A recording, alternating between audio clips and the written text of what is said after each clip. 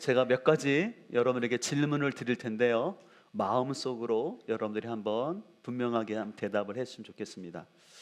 여러분은 예수님을 믿고 구원 받았습니까? 또 여러분들은 영생을 얻었고 누리고 있습니까?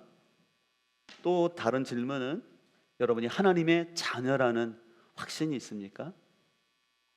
그래서 혹시 여러분들이 오늘 내가 죽는다 할지라도 천국 갈 확신이 있습니까?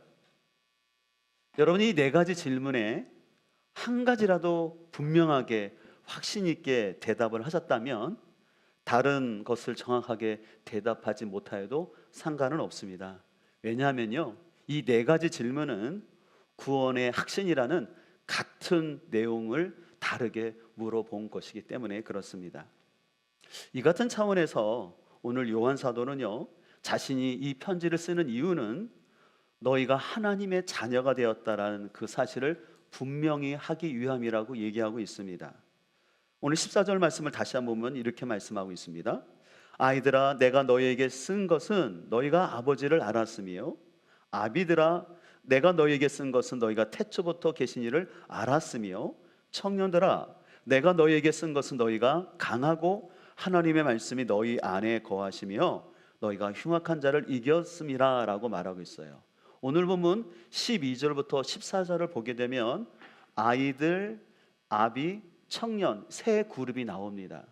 근데 이 세 그룹에 대해서 어떤 사람들이 된지 신학자들이 좀 논쟁을 하고 있는데, 어떤 논쟁을 하냐면 여기에 나오는 세 그룹이 연령대에 따른 그룹이다, 구분이다라고 얘기하는 사람이 있는가 하면, 한쪽에서는 그게 아니라 교회 안에서 믿음의 성숙도가 어린아이 같은 사람, 청년 같은 사람, 아비 같은 사람이 있다라고 해석을 하는 거예요. 근데 둘 다 해석이 가능해요. 근데 중요한 것은 뭐냐면 아이들아, 청년들아, 아비들아 하면서 사도 요한이 이 편지를 쓴 목적이에요. 사도 요한은 이 편지를 쓰면서 분명히 말합니다. 아이들인 여러분들은 하나님을 알았다고 얘기하고요. 그 다음에 아비들은 너희가 태초부터 계신 이를 알았다. 이 태초부터 계신 이가 바로 예수님이에요. 그 다음에 청년들에게는 하나님의 말씀으로 흉악한 자를 이겼다라고 이렇게 말씀하고 있는 것이에요. 그래서 여러분, 여기서 하나님과 예수님을 알고 말씀으로 흉악한 자를 이겼다라는 것은 뭐냐면 그들에게 구원이 있다라는 얘기를 하는 것입니다.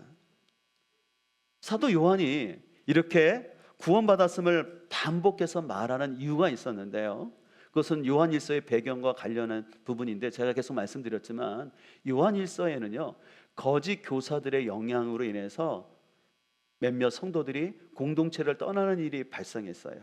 그로 인하여서 남아있는 성도들 간에 신앙의 후유증을 겪으면서 신앙적인 갈등 가운데 있었어요. 근데 그 지체들을 향해서 여러분들은 하나님의 구원받는 자녀라는 사실을 꼭 기억하십시오라고 하면서 오늘 사도 요한은 아비들에게, 또 자녀들에게, 또 청년들에게 여러분은 다 구원받은 하나님의 백성입니다라고 먼저 얘기를 해요. 근데 실은요, 이 여기서부터가 중요한데, 이제 사도 요한이 진짜 강조하고 싶은 것은 뭐냐면, 여러분이 구원을 받았다면, 여러분 안에 영생이 있다면, 그리고 여러분이 하나님의 자녀라면, 그래서 여러분들이 천국 갈 확신이 있다면, 그 다음이 중요한데, 그렇다면 세상을 사랑해서는 안 됩니다. 그 얘기를 하고 싶은 거였어요. 그래서 여러분들 오늘 15절 말씀을 함께, 앞에 자막을 보고 함께 읽도록 하겠습니다. 여러분은 세상이나 세상에 있는 것들을 그 마음속에 아버지를 향한 사랑이 없습니다. 오늘 사도 요한은요, 세상을 사랑하게 되면 그럴수록 하나님의 사랑이 없어지기 때문에 세상을 사랑하지 말라라고 얘기하는 거예요. 근데 여러분 중에 좀 성경을 아는 분은 근데 목사님, 요한복음 3장 16절을 보게 되면 하나님이 세상을 이처럼 사랑하사 독생자를 주셨다고 말씀하셨는데, 오늘 사도 요한은 세상을 사랑하지 말라고 하니까 이거 좀 모순되는 거 아닙니까? 라고 생각할 수 있을 거예요. 여러분, 그렇지 않습니까? 근데 여러분들, 요한복음을 쓴 사람이나 요한일서를 쓴 사람이나 다 똑같은 인물이잖아요. 그러면 모순된 얘기를 하는 게 아니라는 거예요. 성경을 이해할 때는 꼭 배경과 문맥을 보라고 제가 강조하죠. 요한복음에서 하나님이 세상을 사랑하셨다라는 것은 뭐냐면 구원받아야 될 세상으로서 하나님의 긍휼함을 나타내는 표현이에요.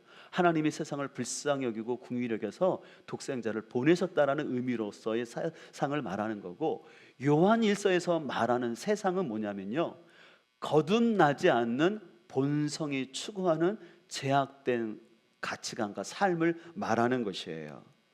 그렇기 때문에 오늘 요한일서에서 이 세상을 사랑하지 말라라는 것은 뭐냐면요, 세상 전부를 부정하거나 아니면 금욕주의로 살라라는 것이 아닙니다.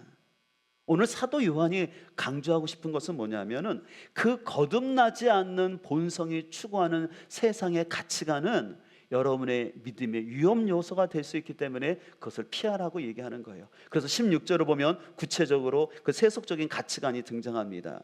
이는 세상에 있는 모든 것이 육신의 정욕과 안목의 정욕과 이생의 자랑이니 다 아버지로부터 온 것이 아니요 세상으로부터 온 것이라고 말하고 있습니다.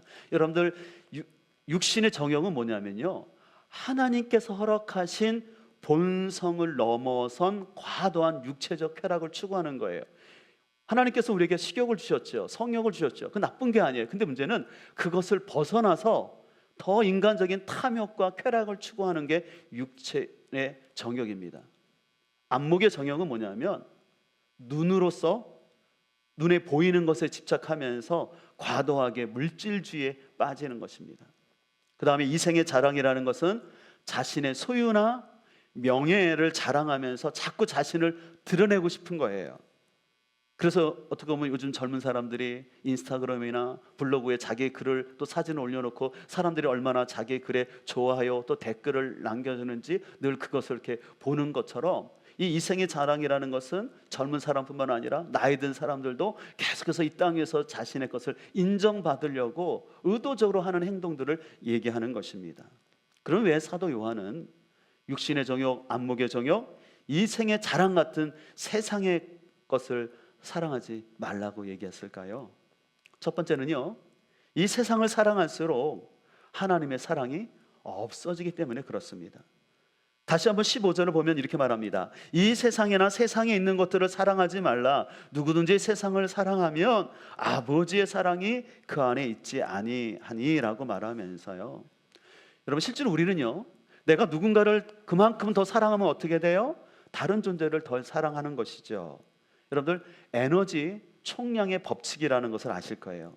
에너지는 한정되어 있다는 것이에요. 그래서 내가 어떤 데 에너지를 그만큼 쓰는 만큼 다른 부분에 대해서는 내가 에너지를 쓸 힘이 없다라는 거예요. 쉽게 말해서 내가 직장 생활하면서 일하고 정신적 에너지를 많이 썼어요. 그 다음에 퇴근해서 집에 오면 어떻게 해야 돼요? 그만큼 내가 직장에서 일을 많이 썼기 때문에 집에서는 쉬고 싶고 감정적으로 힘들지 않고 싶은 게 사람의 마음이라는 거죠. 특별히 감정도 마찬가지예요. 내가 누군가에게 긍정적이든 부정적이든 내 에너지를, 감정적인 에너지를 많이 쏟게 되잖아요.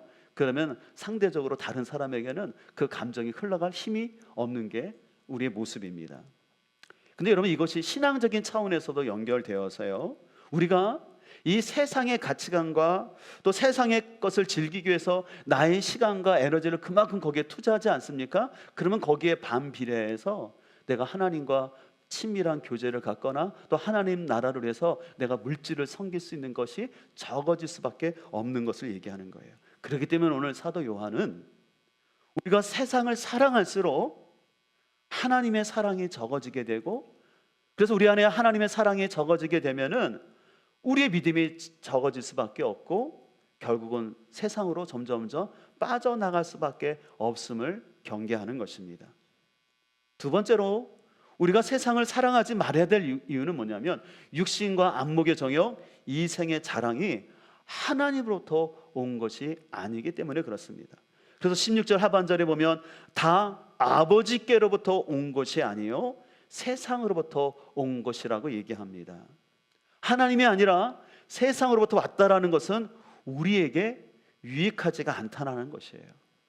여러분들, 인간이 에덴 동산에서 제일 먼저 죄를 범했을 때 사단은 사람들에게 선악과를 먹게 하는데 어떻게 합니까? 먹음직스럽고 굉장히 지혜롭게 할 만큼 탐스럽게 함으로 인하여서 우리에게 죄를 짓게 한 것처럼요, 거듭나지 않는 이 본성이 추구하는 것들은요, 우리를 교묘하게 그 죄 가운데 머물게 한다라는 것이에요.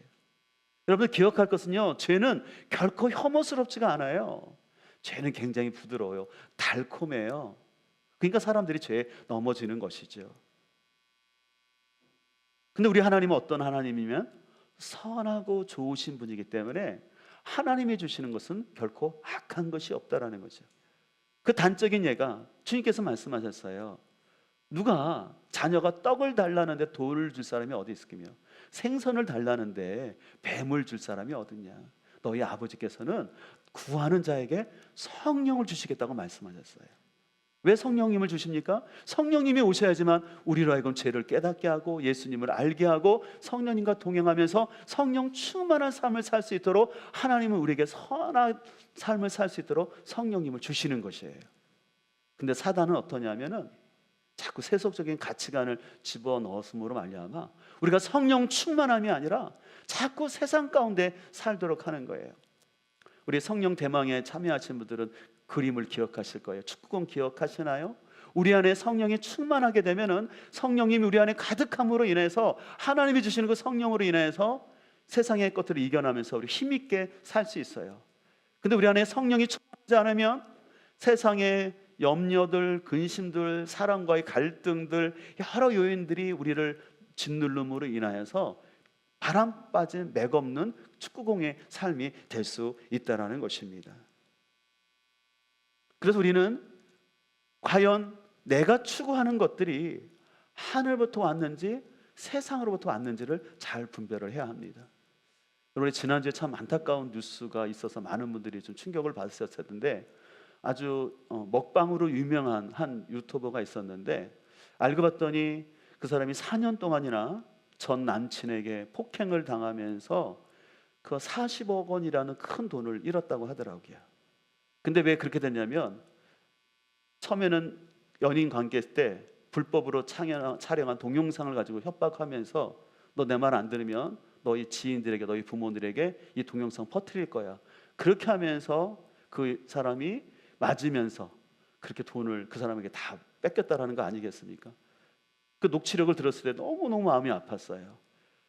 근데 더 안타까운 것은 뭐냐면 그 여인의 약점을 알고 돈을 뜯어내려고 했던 또 유튜버들이 있었다는 거예요. 자칭 거룩한 사도인, 정의의 사도인 것처럼 행동을 했지만 뒤로는 그 사람의 약점을 공격해서 돈을 뜯어내는 것들. 저는 이것을 보면서 참 세상이라는 것이 얼마나 악하고 참 죄악이 가득한지를 보게 되는 것 같아요. 어떻게 보면 오늘날 우리가 부러워하는 게 사람들이 좋은 데 가서 잘 먹고 또 그걸로 인해서 돈도 벌고 빌딩도 사고 막 인기 얻으면 참 좋은 것 같았는데 그 여인이 그렇게 아픔 가운데 있는지는 오히려 몰랐던 것을 바라보면서 참 우리가 세상에 추구하는 것들이 참 얼마나 위험성이 있는 것을 다시 한번 보게 됩니다. 그런 의미에서 우리는요, 우리가 배우는 지식도 우리는 잘 분별해야 돼요. 이게 하나님부터 온 건지 아닌지를.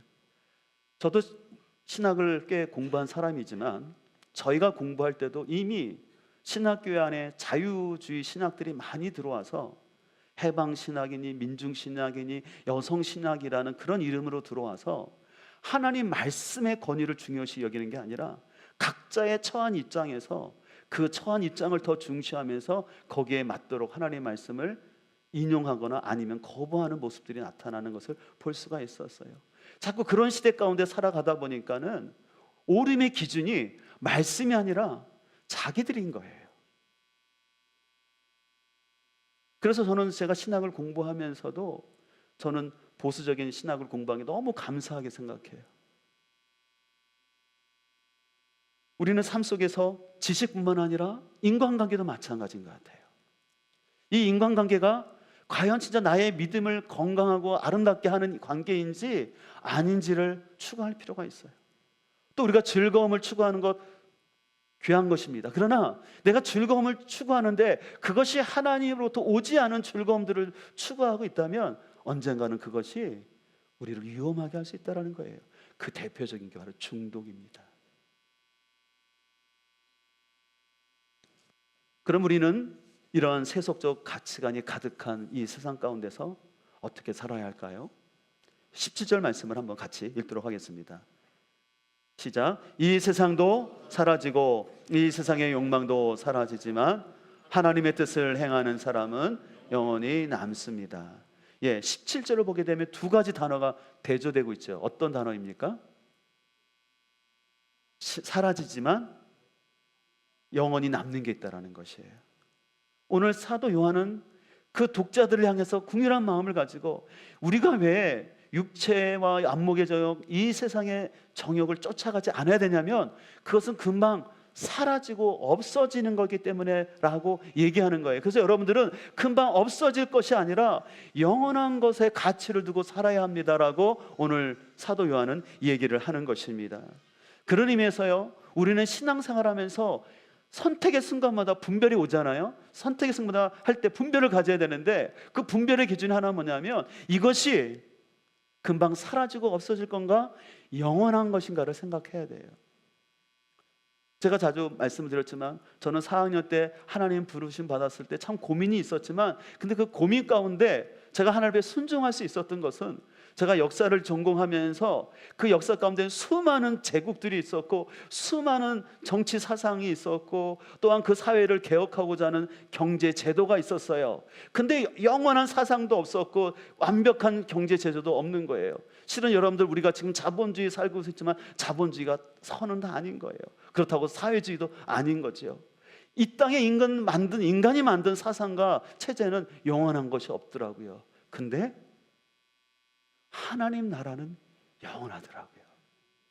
갈릴리 나사렛에서 시작된 그 예수 운동이 시간이 가면 갈수록 민족과 문화를 초월해서 그 복음이 들어가는 곳마다 변화되고 살리는 역사가 나타나는 거예요.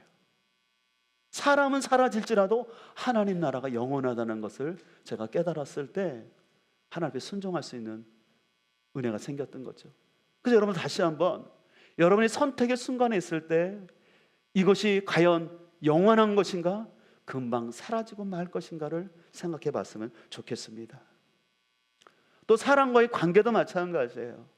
내가 이 사람과의 관계를 할 때 이 관계가 나의 믿음을 계속해서 유익하게 하는 관계인지 아니면 나의 믿음에 마이너스를 주는 관계인지를 살펴볼 필요가 있습니다.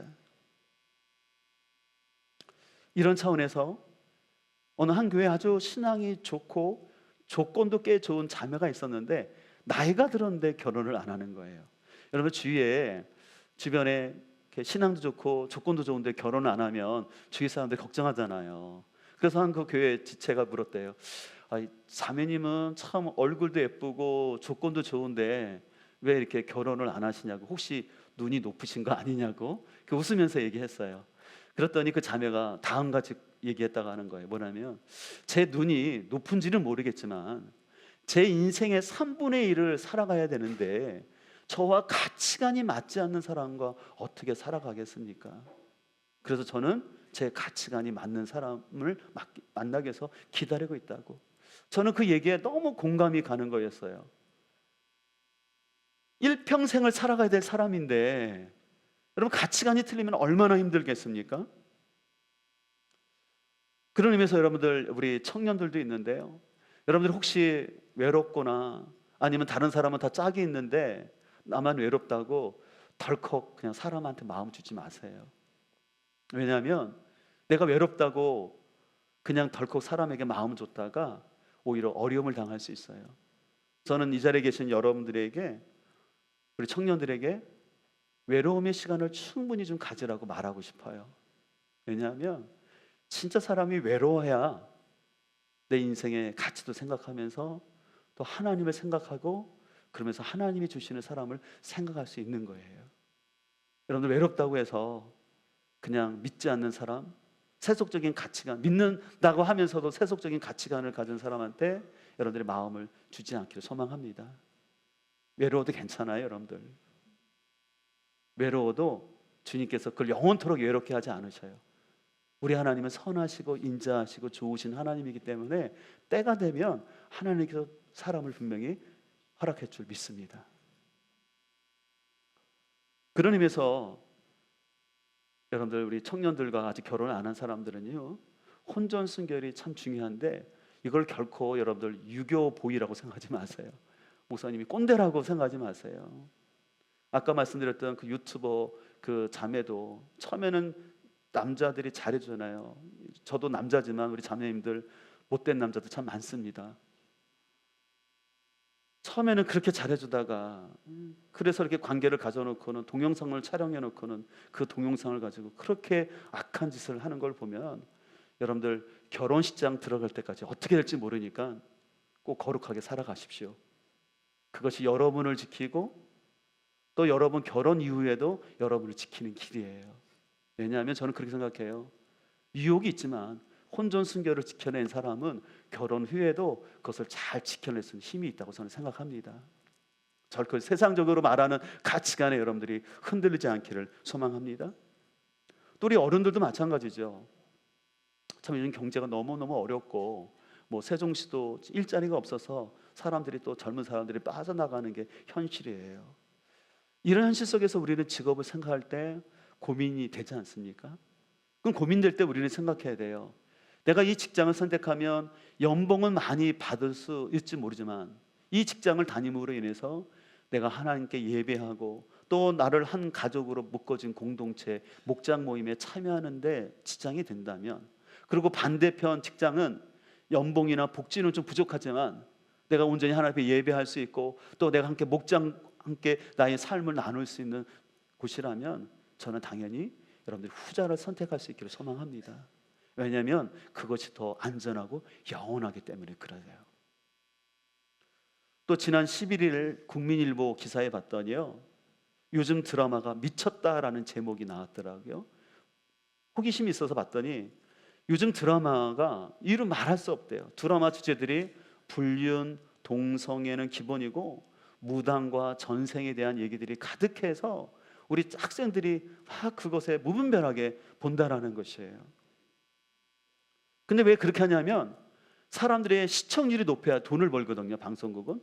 그러니까 자극적인 미끼를 던지기 위해서 평범한 소재를 해서는 사람들이 안 보니까 불륜을 넘어서 아예 불륜 같은 거는 아예 그냥 하고 동성애를 아주 미화해서 어린 청소년들이 동성애하는 것을 진짜 사랑인 것처럼 거짓되게 표현하고 있는 게 이 미디어 환경이라는 것을 볼 수가 있어요. 좀 설교 주제하고는 좀 상관없지만 며칠 전에 우리나라 이제 AI 교육을 초등학교부터 막 진행한다라는 그 얘기를 좀 들으면서 전 개인적으로 거기에 굉장히 반대하는 입장의 사람이에요. 제가 늘 우리 교회에서 미디어의 위험성들을 얘기했지 않았습니까? 근데 AI 시대가 분명히 오지만 아직 분별력이 없는 초등학생, 어린 학생들에게 자꾸 AI를 통해서 과제를 하게 하면은 남이 해주는 거잖아요. 종이책을 좀 읽으면서 사고하는 훈련도 하고 생각하는 이게 집중력 해야 되는데 쉽게 미디어에 빠져서 명령어를 얻어서 답을 얻게 되면 생각하는 기능을 자꾸 못할 거 아니겠어요. 저는 그런 부분에선 다 나름대로 전문가들이겠지만 좀 더 좀 깊이 생각해야 되지 않을까. 오히려 선진국들은 미디어를 쓰지 못하고 종이책을 보게 하고 오히려 이런 것들을 스마트폰을 만들어 놓은 그 장본인들은 자기 자녀들은 그거 절대 못 쓰게 한다고 하지 않습니까? 위험성을 알기 때문에, 전두엽을 파괴한다는 걸 알기 때문에. 그래서 제가 좀 거친 표현이지만 참 나쁜 사람들이에요. 자기들이 돈 벌기 위해서 그런 스마트폰 만들고 막 사람들 게임하게 만들어 놓고 자기 자녀들에게는 그 해악 때문에 자녀들에게는 하지 말라고 하고 우리 자기 자녀들이 다니는 초등학교에서는 그런 미디어 기계 못 쓰게끔 만드는 사람들. 여러분, 이게 자본주의의 병폐인 것도 있어요. 우리는 잘 분별해야 돼요. 과연 무엇이 하늘부터 오와서 선하고 완전한 것인지를. 제가 설교를 시작하면서 여러분에게 구원의 확신이 있는지를 질문을 했는데, 여러분, 구원은 내가 믿는다고 말하거나 생각한다는 것이 중요한 것이 아니라 진정으로 내가 세상의 가치관보다 하나님의 말씀이 기준되어 살아가고 있느냐가 전 중요하다고 생각합니다. 하나님의 말씀이 기준인 산 사람은요, 분명히 그 사람에게도 이 세상의 육체와 또 안목의 정욕에 유혹이 있고 이 생의 자랑이라는 유혹이 있을 수 있어요. 그러나 그 유혹이 오지만 그것을 말씀으로 분별해내고 때로는 넘어진다 할지라도 다시 말씀으로 회복되어서 말씀으로 나아가는 사람이 저는 구원받은 사람이라고 고백하게 됩니다. 근데 자신이 예수님을 믿는다고 말하는데 예배를 드린다고 하지만 내 마음속에 여전히 세상의 정욕과 육체의 욕심, 물질에 대한 욕심을 가지고 살아가고 있다면 여러분의 구원을 다시 한번 생각해 볼 필요가 있다는 것이에요. 이것은 결코 행위 구원이나 금욕주의를 말하는 것이 아니에요. 과연 진정으로 내 중심 안에 하나님의 말씀과 예수님이 계시냐, 근본적인 문제인 거예요. 여기서 다시 한번 여러분이 저는 질문합니다. 여러분들 한 번 얻은 구원은 영원할까요? 그 대답은 영원합니다. 왜냐하면 구원은 나의 공로가 아니라 하나님의 천적인 은혜로 주어졌고 예수 그리스도의 보혈로 피로 이루어진 거기 때문에 한 번 얻은 구원은 영원한 거예요. 우리가 때로 넘어지고 실수한다 할지라도 하나님이 우리를 붙잡고 있는 손을 놓지 않으시기 때문에 우리의 구원은 영원한 것입니다. 근데 한 가지 전제는 뭐냐면, 과연 여러분이 구원을 얻었다고, 내가 한 번 구원 얻었다고 했는데 그 구원이 어떤 구원이라는 거죠. 예수님은 분명히 말씀하셨어요. 예수님을 나의 삶의 구원자와 주로 고백하는 그 신앙이 있어야지 거듭난 사람의 모습이라는 거예요. 입술로는 예수님을 믿는다고 교회를 다니는 것 같지만 그 삶의 주인이 하나님이 아니라 여전히 자기가 중심 잡고 있고 그 생활을 반복하고 있다면, 일시적으로 넘어지고 실수하는 게 아니라 여전히 자기 중심으로 고집대로 살아가고 있다면 그 구원은 정직하게 한번 생각해 봐야 되지 않을까요? 내 안에 예수 그리스도가 계시는데, 예수님이 내 삶의 중인이 되시는데 내가 여전히 사도 요한의 말처럼 어두운 가운데 행할 수는 없는 거라는 것이에요.